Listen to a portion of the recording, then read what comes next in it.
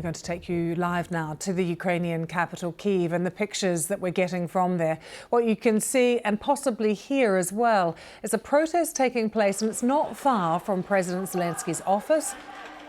Yes, you can hear they are still chanting. They are still saying things like "Stop sabotaging victory," chanting things like "shame." This is after the president announced last night that he was sacking Ukraine's popular, modernising young Defence Minister Mykhailo Fedorov.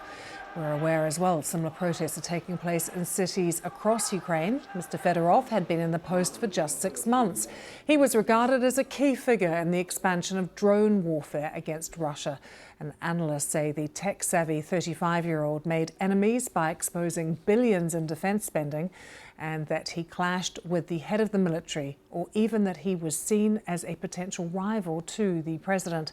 Some in Ukraine have linked Fedorov's dismissal to tensions between him and the more conventionally minded army chief, Oleksandr Syrskyi.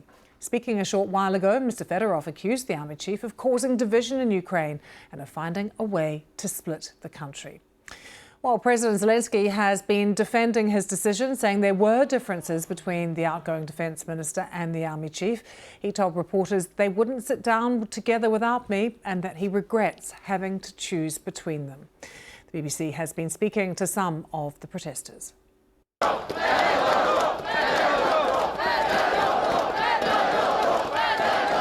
It's a decisive time for our country, and we really need to show up and show to our president that we really support our Minister of Defense, and we really believe in him and his reforms that he's been doing all along, and in the digital transformation that he set up for our military. I'm not agree with the decision that our president made yesterday to dismiss him, yes.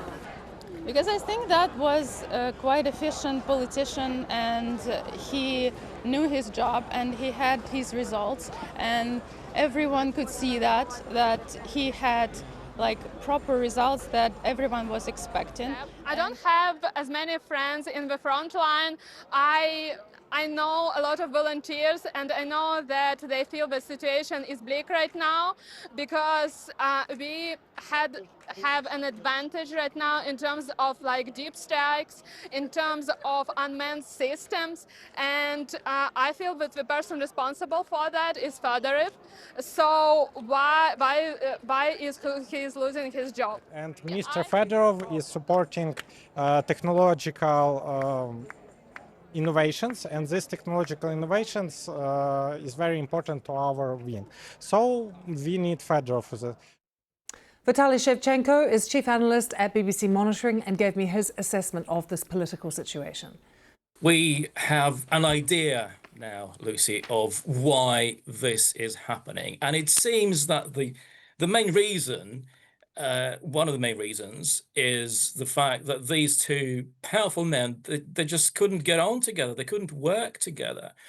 At his news conference a short while ago, the outgoing Defence Minister Mykhailo Fedorov, he was really critical of the Ukrainian army's Commander-in-Chief Oleksandr Syrskyi. He accused him of causing division within Ukraine instead of looking for ways of defeating Russia.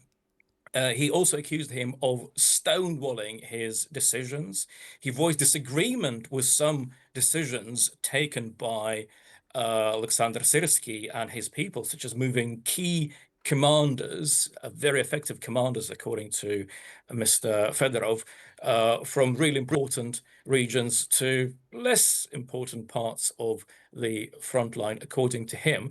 And when he was asked, is there a way the two of you could work together? Is there a way you can stay as defense minister, given that people are out in the streets supporting you, demanding that you stay?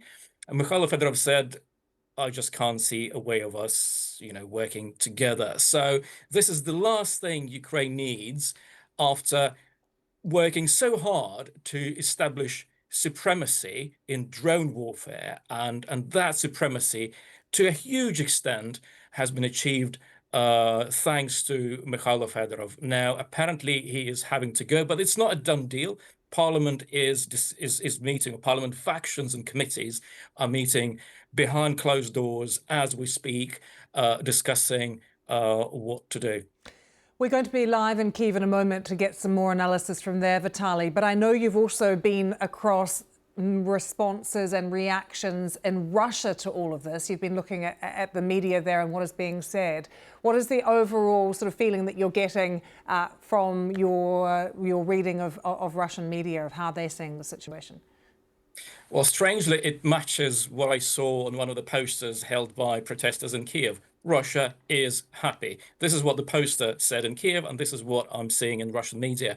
One social media account called Military Informant, which has more than 500,000 subscribers, it said, good news, Fedorov was so good at drones, he stopped the Americans from providing or allowing Russian military to use Starlink services. It's all because of him. Now he's gone, we're happy. Well, this was all part originally of President Zelensky with his cabinet reshuffle, and we've just been hearing from Kyiv as well. There, Vitaly was just saying that they were meeting behind closed doors, but that they have approved this new government, this new reshuffle in Kyiv.